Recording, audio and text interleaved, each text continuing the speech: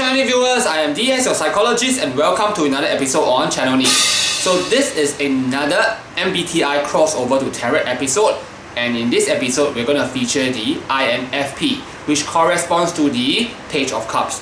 So we're going to look at the personality of the Page of Cups, we're also going to look at the symbolism of the Page of Cups, and we're going to make a comparison between the Black Cats Tarot and INFP and see how far there is a resemblance between the INFP and the Page of Cups.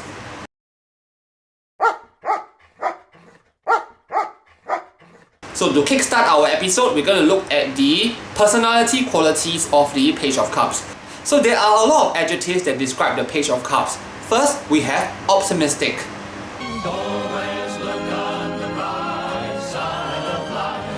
Generally, the Page of Cups is supposed to be a happy individual because they use a less serious approach to life. And because of that, they attract happiness. So far, this is really congruent with the INFPs that I know of. Let's go on to explore further. Other adjectives used to describe the Page of Cups include gentle, sentimental, and romantic. Personally, I do not have many romantic experiences with INFPs, so I do not know whether this is true. So viewers, if you are an INFP or if you have dated an INFP, please tell me whether they are really sweet and gentle and sentimental. The INFP is supposed to be loving yet shy. Again, I cannot comment because the INFPs that I know of are not shy. So maybe when it comes to love, INFPs are shy.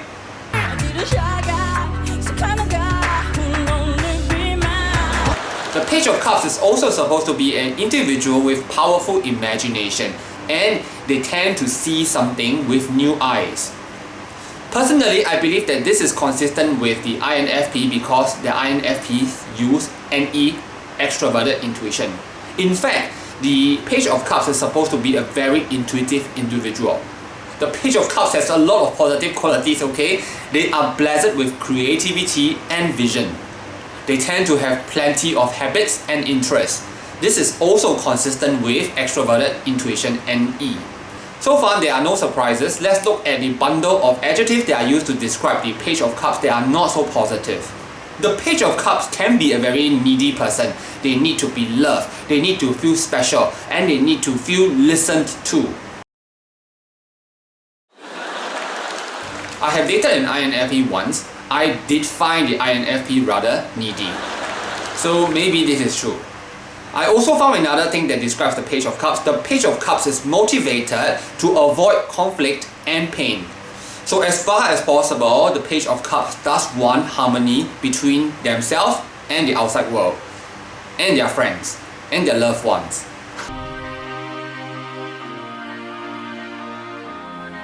So in general, up to this point, I do feel that there is a resemblance between the INFP and the Page of Cups. Let's go on to the symbolism behind the Page of Cups.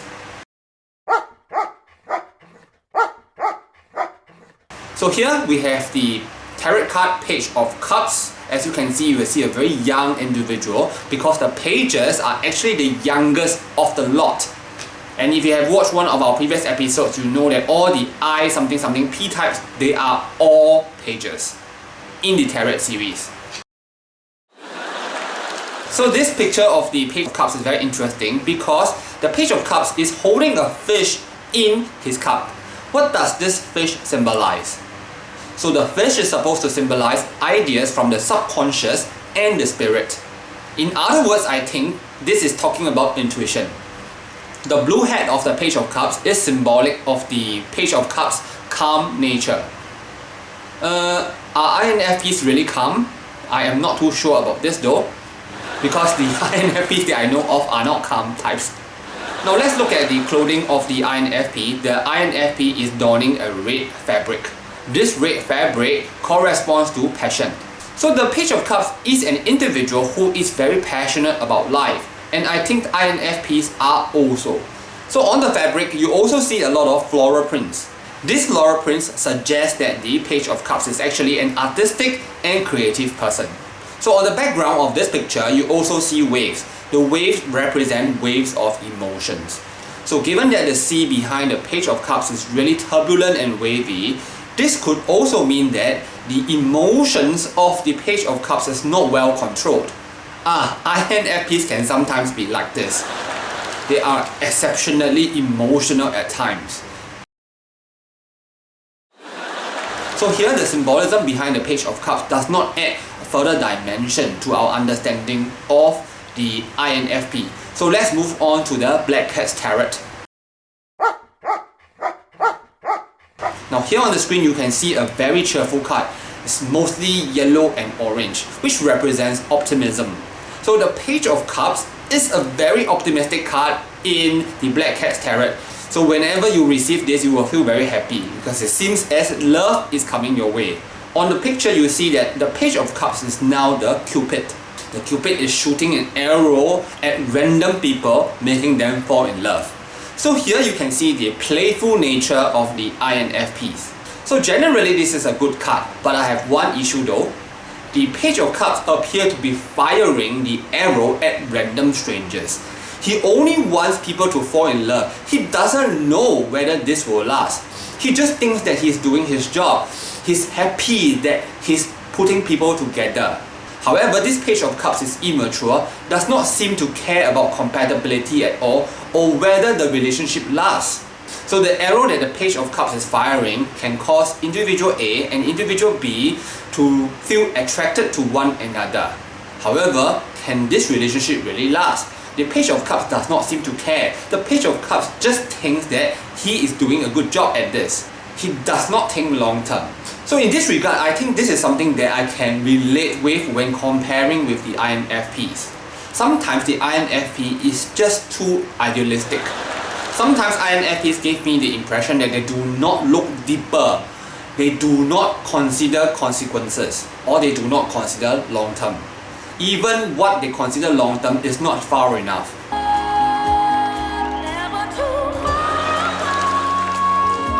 Sometimes when I look at this Cupid, I also have the impression that this Cupid is playing pranks.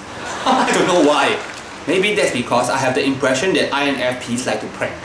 That is why in a lot of songs, they say Cupid played a joke on us. So far, all in all, I think that the resemblance between the INFP and the Page of Cups is quite high. I will give it a 80%. Now, if you are an INFP or you will know an INFP very well, what do you think the resemblance is more like? Please comment and tell me.